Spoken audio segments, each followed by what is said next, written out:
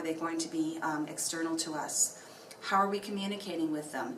Are they coming to meetings, or are we doing WebEx meetings? Does the vendor have management expertise? So do they have project managers who are certified in project management? Do they have the expertise to speak to our funders who might be funding this, so our executive? And do they have an executive sponsor on their end who can connect with the executive sponsor on our end? Are they interested in continuous improvement, research, and development? Because this is an ongoing relationship and not just a one-stop, off-the-shelf, here, implement this system and we'll never see you again. There's the constant need to upgrade based on new information about health record systems and the subcomponents of it, the pharmacy component, the radiology component. So what does the research say? Are we doing research on those areas? Does the vendor offer a functional and adaptive EHR product? So what's the process for tweaking and improving the product? So we often call them patches or upgrades. So what's the responsibility of the organization? What's the responsibility of the company for those patches and upgrades? Will they be offering the training and technical support, or are they asking us to do the training? Or will they provide a train-the-trainer approach, where they train a group of trainers locally, and then the local trainers train the end users? There's many different ways that can be done, but the discussion needs to occur. Does the vendor have favorable ratings and reviews by other healthcare organizations? Very important to get references and to talk to those other organizations who may have implemented that same system. So as I mentioned, there are other organizations who are calling us about our system, PowerChart, Vancouver Health Authority, Mount Sinai in Toronto, CAMH. CAMH is a mental health facility in Toronto. But when we were implementing, we were also calling other folks who had implemented the same system. We were calling a couple of hospitals in Detroit and a couple of hospitals in Boston because it had been implemented in the States, but not yet in Canada. So it's really important to know what is the relationship that they had with the vendor, how well did it work, what would they suggest, what were the challenges. There are examples of tools to rate vendors and to rate their demonstration if they're coming on site to give you a demonstration of the tool. So there's tools, rating tools that can be found on page 308 and 309 of your textbook. Have a look at those. They're pretty good tools.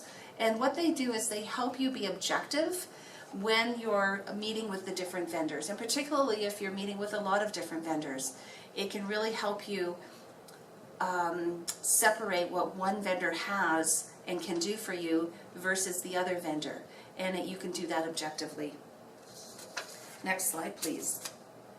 The book also has another little case that you should take a look at. So this case outlines Cincinnati Grace Physicians. You're a member on that steering committee. Your committee has developed an electronic health record checklist and has requested demonstrations from 4 different companies or vendors. However, one of the committee members' relatives works for one of the proposed vendors. So we have a committee member and their relative is works for one of the vendors.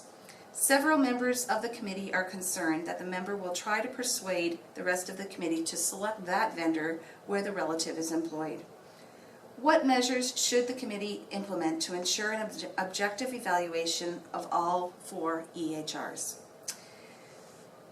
One of the things the member could do is declare a conflict. Declare a conflict and step out of the vendor selection process. That's a possibility. On the other end, the person who works for the vendor company could also do the same, to say, I need to step out of the presentation and any involvement in the presentation for this company because I have a conflict of interest, and remove themselves from that. So those are 2 to consider. Very important to do that, or else it will be perceived or can be perceived as inappropriate selection of that vendor based on insider knowledge and based on subjectivity. And we're dealing with Ontario Ontario funds here. So our tax dollars are going to the implementation of these electronic health record systems. So we want to make sure that it's not biased and that the best product is being considered. Next slide, please. Another consideration is the total cost of ownership of that system. So it's not just the implementation of a system, it's the total cost of owning it. It's a long-term financial investment. As I said, there will be tweaks and modifications needed and upgrades and patches and perhaps modules added to the system itself. So the organization must consider the accounting necessary to do that. So what is it going to cost on an ongoing basis? The operating costs, so the ongoing operating costs. What are the costs at the planning phase? What are the costs of the implementation phase? And what are the costs at sustaining the health record system and improving and augmenting the system? And I'll define some of these on the next slides. So there are economic costs as well as other financial considerations. Next slide, please. So accounting costs. Accounting costs are the actual monies paid out for the product, so the software. And it includes the direct costs, such as the hardware, the software, the productivity loss, the implementation of the system, the training costs if you have to hire a trainer, the cost to develop the curriculum, the cost if you're going to pay people to come into a training session, say at night or on the weekend. Are you going to pay them for that? So you consider all of those costs. Licensing, there might be licensing costs for the software as well. The opportunity costs are the costs of what you might be giving up for the benefit of implementing this. You know, in the first phase of the implementation, people are going to be slower at the work because they're learning a new system. Is that going to annoy patients? Will we have patients leave the practice, or will we have physicians leave the practice because they're uncomfortable with the change? So those are the opportunity costs, the value of a decision, and that value of that decision isn't depicted on any sort of accounting spreadsheet. So it's kind of an indirect cost. And the example is losing the patients over time if the organization does not embrace the technology. The economic costs are the combination of the accounting costs and the opportunity costs. Next slide, please. So the total cost of ownership, additional financial expenditures related to the electronic health system are often not necessarily considered in the accounting, but we have to consider them. So some of them include, do we need to hire new staff? Do we need to hire a trainer? Do we need to hire more clinical informatics folks or technical IT folks to support the patches, to support the upgrades, to support a help desk? Is the help desk now needing to be 24/7 instead of just an 8 to 4 or 9 to 5 or 7 to 3? So what kinds of folks do we need to hire and why? What is that strategy going to get us? So the hiring of health informatics staff, if we need people to run reports, the health informaticists might be the people to be running reports and making improvements to the system. The workflow analysis work, we need to have people come together and meet and look at the current process and map out the future process. So you need time to review the workflow. And when they're not, and therefore if they're reviewing workflow, they're not serving patients, or they're coming in on a Saturday or a Sunday or in the evening. And so we need to take a look at those costs. The provision of the training to all employees. Again, is it their time? Is it paid time? Are we hiring the vendor to do that? Or is the vendor training us and we then do the train the trainer? All considerations and all costs, because it's the cost of time. It might be what we call quid pro quo, which is the just the exchange of costs. So quite often when I am training, my department is paying for me to train, but if I need to go and do extra training or a presentation, they're just basically lending me to that department to do that. And then we might get something in exchange for that. The ongoing creation and revision of data dictionaries and templates. So somebody has to take a hold of and manage the standardized templates or the standardized data sets.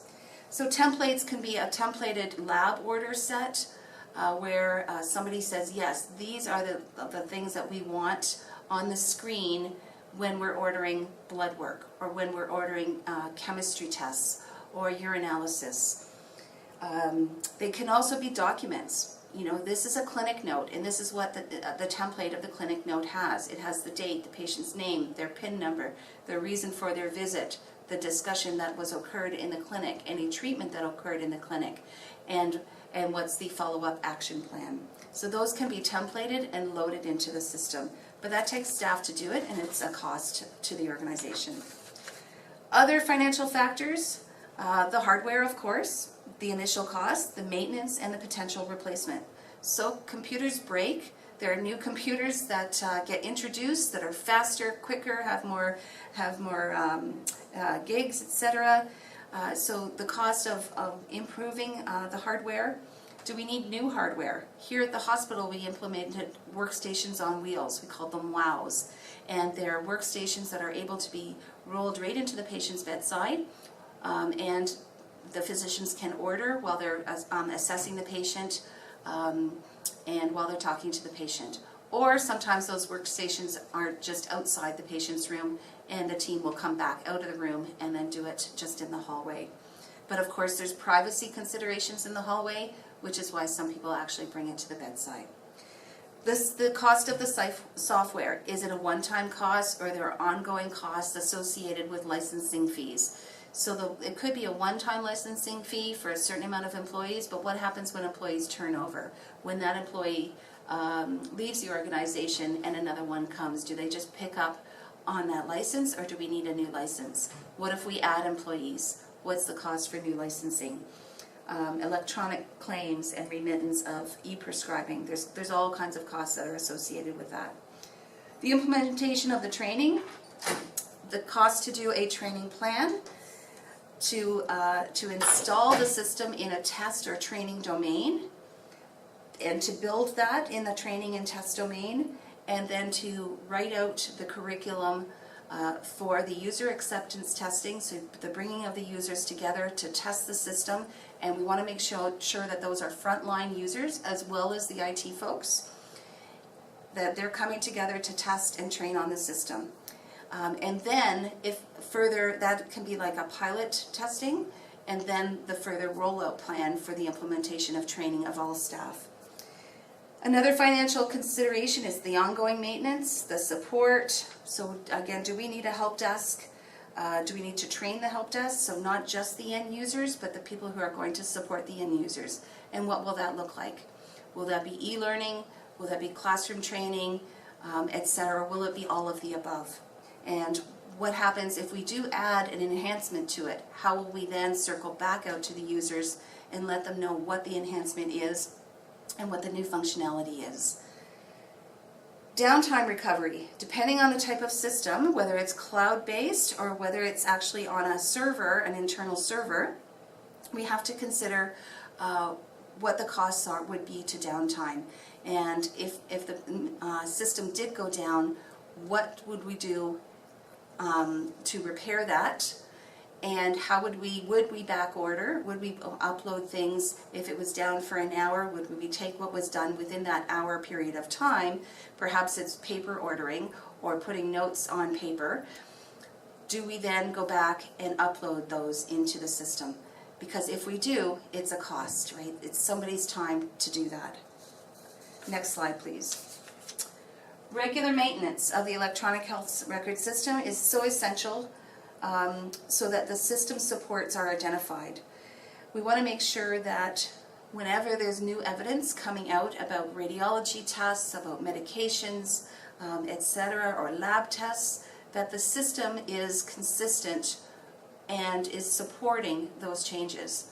So the replacement of one medication with another medication, if this medication is more effective for heart disease. So take out the other one and put in the new one. And that would be a decision of our Pharmacy and Therapeutics Committee. They would make that decision, but then there's an ongoing cost and time for people to actually go in and do that. With our system in London Health Sciences Centre, we choose in advance the maintenance days. So when we make a change to the system, everybody is clear about when that change is going to occur.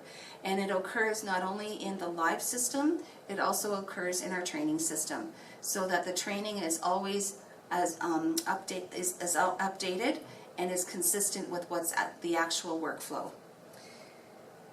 We want to make sure that new and recalled drugs are taken out or put in, depending on whether it's a new drug or a recalled drug. And we also want to make sure if there's new disease terminology that we've entered that as well. And so constantly upgrading and looking around what's going on in healthcare generally, so that we can make sure that the system is matching the new terminology, the new drugs, the new radiology tests, the new lab tests. New processes and workflows due to external factors might also be something that we need to include. So one of the things that that had happened to us when we went live with our system, we had a discharge process in place, but that discharge process was really mapping the workflow of a patient who is here as an inpatient, they're getting discharged and they're going home, or they're going to a long-term care facility. What we didn't consider at that time is that sometimes patients leave our organization, but they're not ready to go home yet. They go to another hospital. So how did we do that on paper, and how do we now have to do that electronically? So what happened was, on paper, they would write out what the suggestions were from the London hospital and suggest them to the community hospital, to the physician who's going to be receiving them. And they did that on paper. Well, if you take the paper away, how does that information get conveyed? So we had to implement a system called a facility to a facility discharge process. So that the information can flow from this hospital to a community hospital, and so on.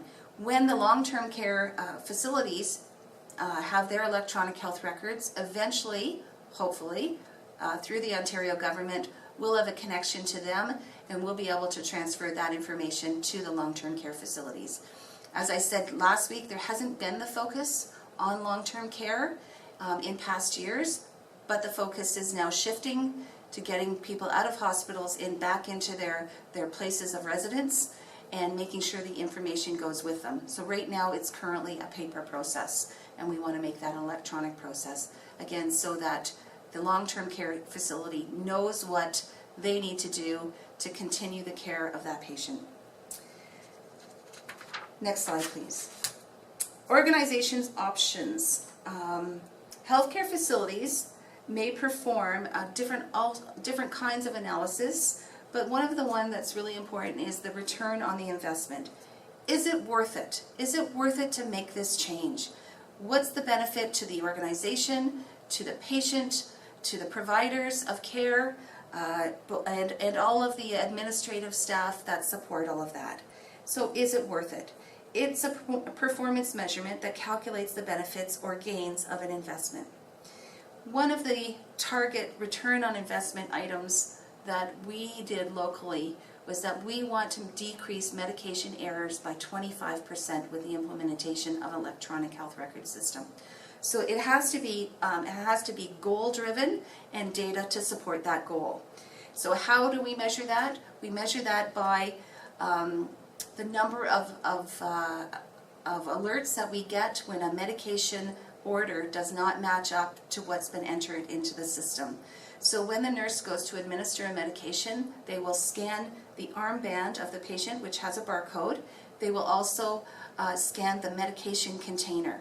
And if they get an alert, then they must rectify that situation. So they have to go back and make sure that it's the right medication for the right person, with the right route, with the right dose, etc. So they have what they call the 6 rights of medication delivery. So the number of scanned errors decreased dramatically. So we know that the right medications were getting to the right people. If a payback window is greater than 5 years for the investment, typically that's considered not a wise investment because it's too long to realize the gains. So for example, a cell phone. If it's going to take you 5 years to pay off that cell phone, well, the technology is going to change in 5 years and you're going to want a new one. And now you'll be paying for a new one and an old one at the same time. So you want a shorter period, which is why a couple of years ago, they started not to have cell phone contracts. Now you pay off the cost of your phone on your monthly bill, and you typically pay it off quicker than you being locked into a contract for the cell phone for 5 years or 3 years or 2 years. So if it's more than 5 years, typically it's not worth the investment, and technology changes. The internal rate of return and the net present value are also calculated for the purpose of potential EHR systems, and they're calculated against each other. So the IPR is the internal rate of return, and it measures the profitability of a system and of the electronic health record systems. Whereas the net present value is the cash present, the present cash flow minus the purchase price. So if there's a shortfall after you've bought the system, was it worth it? Because we used more money than we thought to buy the system and to implement the system. If it's the opposite, if it saved you money, then that's worth it. That's value add to the system. So who decides all of that? The project manager, and they usually involve the business managers or the financial folks. It's the responsibility of the vendor when they're doing the presentation to be communicating this to the organization. What they perceive would be the net present value and the internal rate of return. And to spell it out in layman's terms, to say this is what you're going to gain, you're not going to lose. So that's what they want to look for. Next slide, please. The evaluation considerations. The healthcare facilities also need to evaluate the final financial costs with other benefits.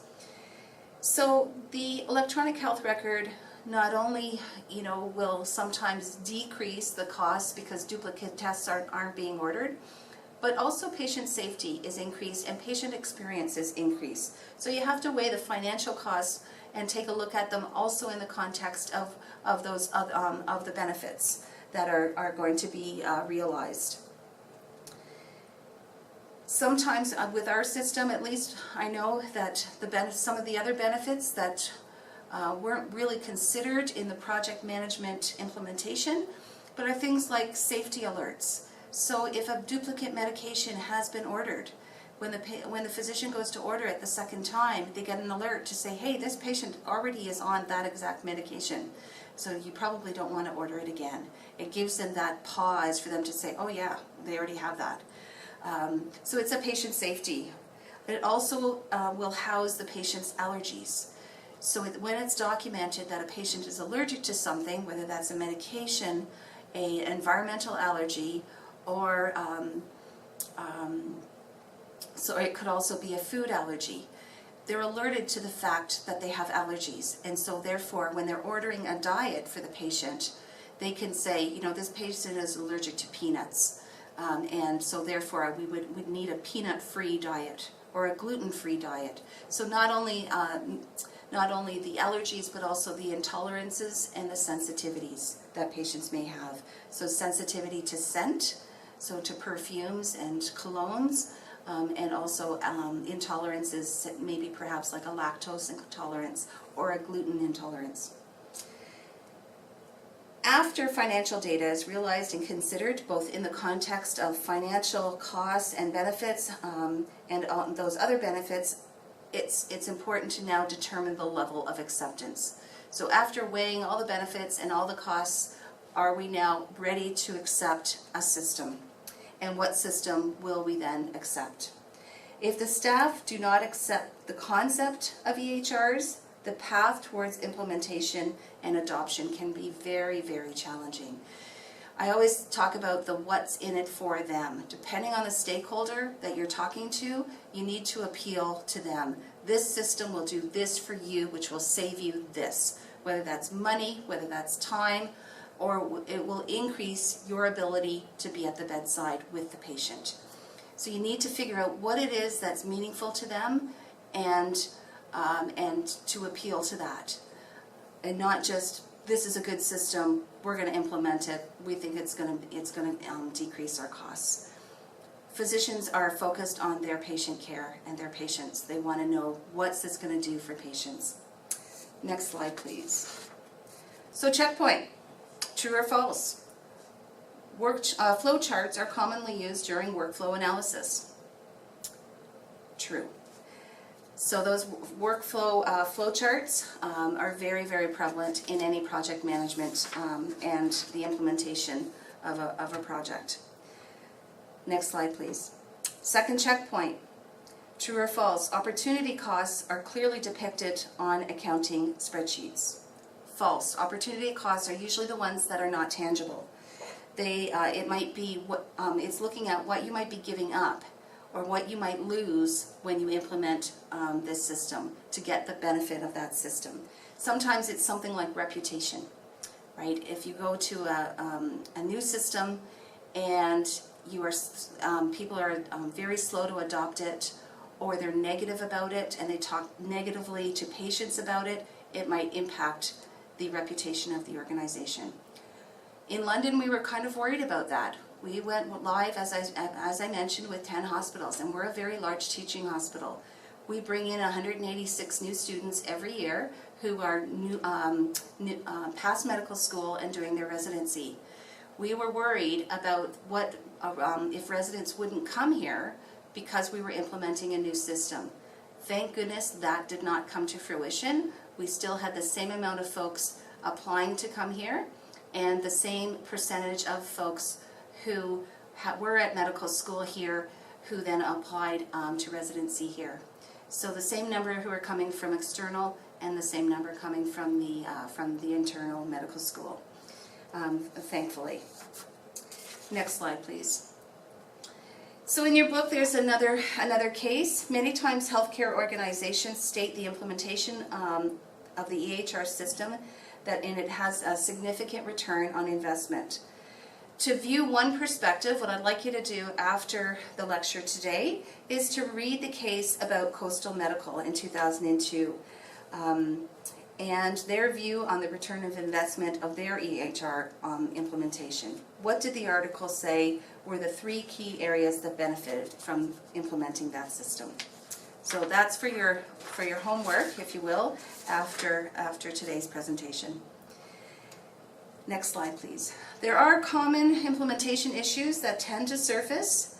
There is the human side of change, so the fear of embracing something new and the fear of letting something go, and a fear of lack of support of management, that I'm going to be inefficient at my job and my managers are going to notice that and they're going to come down on me for that. So that is a natural human reaction to think that I'm not going to be as efficient, because they won't be as efficient. It's a brand new system. There's no way to get up to speed on the new system so quickly, the same as you were with the old system. So the fear of lack of supportive management, it often leads to implementation failure, but there are ways to mitigate that. So effective leadership during the project implementation is crucial. The leaders need to be out there supporting people, letting them know that they understand that this is a big change, that they support the change, that they support that people aren't going to be as efficient, that there is going to be an implementation dip, and that's normal and that's natural. So the leaders need to be out there saying that. And having said that, though, they also need to consider what they need to do if people don't embrace the change. And some people won't embrace it right away. There's various stages of adoption. So there's the innovators who are there, the early adopters, there's the middle folks who are kind of waiting around to see what's going to happen, and then there are the true resistors. With our implementation here in London, our senior leadership team actually signed contracts that they would deal with resistors. If it was a true resistor who was just saying no to the implementation, then they would give them lots of opportunity to change, and at the very end point, if they didn't change, they would be prepared to let them go. But they would have to go through a number of steps in order to do that. So they took on that challenge. The steering committee must identify champions, and the champions are the people that talk it up. They're the ones that motivate people. They talk about, that it's not going to be this bad, or it will be bad at the beginning, but this is what we've got in place to support it. They're typically not people on the project management team. They're people that have seen the system before, or they've worked in another area that had this system, and they have some knowledge and experience with it. So they're the influencers. They're not necessarily formal people on the project management team. So their role is to help with the communication and to drive the enthusiasm for the change and to support staff as they go through change. So it's necessary with each stakeholder group to identify who are the influencers. And so if you do run into barriers like the resistors, you can say to the influencer, hey, would you have a conversation with Dr. X or Secretary X or Nurse Y, and would you have a conversation, because I think they would feel more comfortable hearing about this change from you. Very important role to have played. Once the electronic health record system is selected and it's time to roll out the system, there are 3 typical phases: the organizational phase, the training phase, and the operational phase. Lots of elements that need to be considered in each one of those phases. Let's start with the organizational phase. Next slide, please. This is all of the rollout details. This is the planning phase, the preparatory planning for the installation of the system. Then there's the training phase that focuses on comprehensive learning, fine-tuning, and customizing and testing the system. Sometimes that's done, as I said, as a pilot with a small group of people, and they test it, they learn about it, and they tweak it, etc. And then it gets rolled out further, the training gets rolled out further later to more folks in the organization.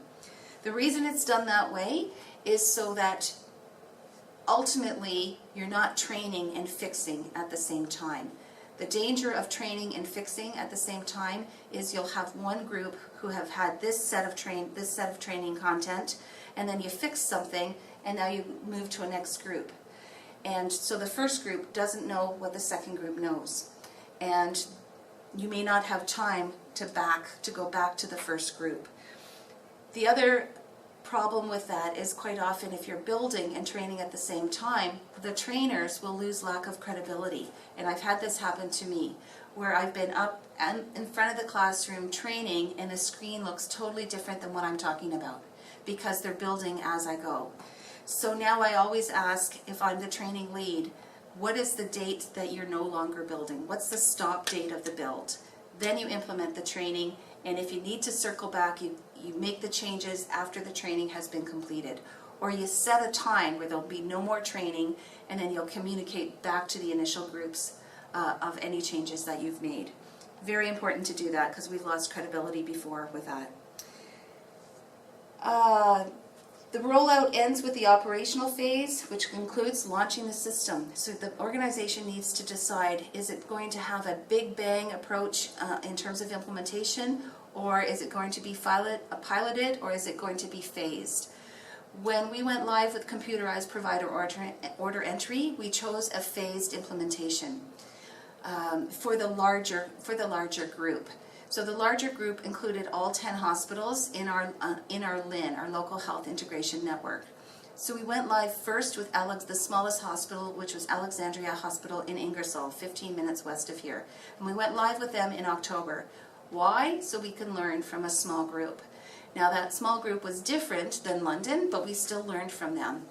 Then we moved out to a slightly larger hospital, which was Tillsonburg, and then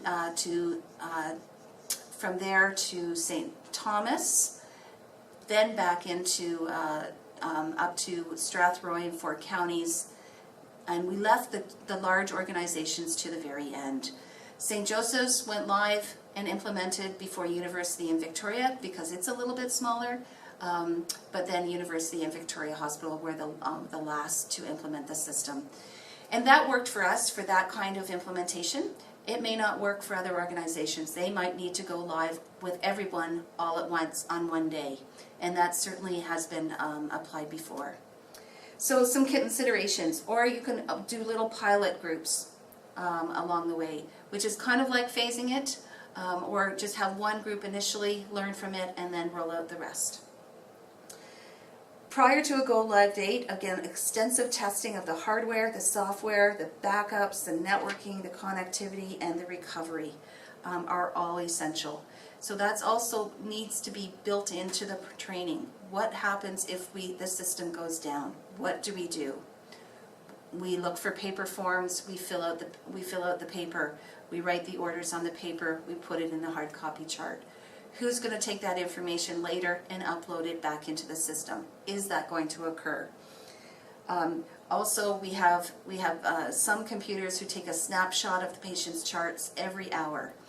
So who's going to be printing from those charts when the system goes down? So the last snapshot will be able to be taken, and that will be able to be printed. So we have at least the last hour's knowledge of what was going on with the patient. So who's going to do that? All of those considerations. In preparation for go live, many of the testing processes noted above occur in a test environment. So you actually have to have two environments. You have to have the test environment and what we call the production environment, which is the live environment. You may even have a different environment, which is a build environment. So you do one system sitting on one server, which is your build environment, and then that can be copied to the test environment, and then and that also can be copied to the production environment. Depends on your resources. A large institution like London Health Sciences Centre was able to have and is able to have a number of different environments.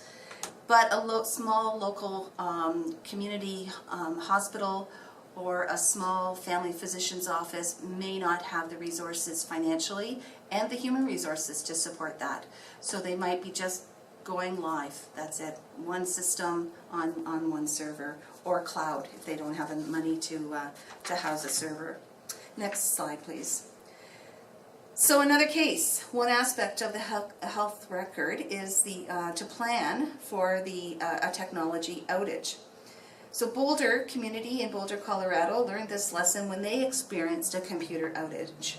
I'll leave this again for you to do after this lecture. Please go to the URL listed in your text and also on these slides, www.paradigmcollege.net /exploring-EHR/outage. And consider the question, how would you handle an IT outage that meant the EHR system would be unavailable? What would you put in place to mitigate for that? And what would you put in place to react to that? Next slide, please. The last area to discuss is what we call meaningful use. It was introduced to you in Chapter 1, and it's a concept used in the United States. So it's not as prevalent in Canada, but it does have some good things to consider. Meaningful use conceptualizes the effective communication and delivery of healthcare services that are occurring through the electronic health record system. In the U.S., there are funds available if patients or if organizations want to purchase an electronic health record system and they have met the appropriate criteria. They can then apply for funds to address the costs that occurred when they implemented the system. So there's usually 3 stages of meaningful use focused on the aspects of the electronic health record systems. It has to meet the guidelines that are outlined by the Medicare system in the United States. They have to actually implement one of the preferred systems. So in Ontario, we have a similar thing with CSWO and with eHealth Ontario and the Ontario MD project. So there were certain vendors who were approved because they were interoperable and they met the standards of the eHealth guidelines. And so therefore, the physicians' offices were able to then apply for funding that mitigated the costs of implementing their electronic health record. So they have to not only implement it, but fully adopt it. They have to show proof that they are using it and that they're no longer using paper. And then they also have to agree to an upgrade. So once all of those criteria are met, they can then apply for some funding that helps mitigate the costs of implementing the systems. Next slide, please. So in summary, transitioning paper records to electronic health records is important for patient-centered care, but it does propose a number of challenges. And the transition from one stage to the other stage needs thoughtful planning. A healthcare organization must assess the readiness of the systems, the readiness of the hardware, the architecture, the people, the culture, etc. They need to form a steering committee. That steering committee needs goals. They need a migration plan, and it must be involve all the stakeholders from a cross-disciplinary approach. They need to assign a project manager. That project manager has to be an effective leader, an effective communicator, an effective delegator, amongst other skills that they must have. And they must be able to see the project from start to finish. The steering committee must also have folks who will take charge of the workflow analysis. Not everyone on the steering committee needs to do the workflow analysis. Sometimes it's a group that goes off and holds their own meetings and looks at the workflow and then brings it back to the steering committee. And that's an effective use of people's times, because again, you get the people who are looking at the current processes, who know the current processes because it's their role to complete those processes. But the steering committee will also take a look at the cost-benefit analysis and the return on investment in cooperation with the financial folks and the business managers to ensure that the return on investment and the cost is worth it. And they share the findings with the administration before, of course, a vendor is chosen. So the steering committee does the demonstrations. They hold the meetings for the vendors to come in. If it's a public organization like an Ontario hospital, they'll have to do a request for information where the vendors send the information about the systems, and then we do a request for proposals, but in between the vendor would be coming in to make a presentation. And then the proposals would come in with all the costing outlined, with all the resourcing outlined, and then eventually a decision would be made on a vendor after a rating tool has been used and completed. So it's a fairly transparent process, so that all the people have input into the final decision. So that project, the steering committee and the project manager bring in the demonstrators, they assess the potential systems, they send for requests for proposals, etc. And they then pick the vendor and negotiate the contract. Careful formulation of a rollout process. They also are involved in that, the steering committee, but they may also have a group that is looking at the communication plan, another group looking at the training plan, another group looking at the testing plan.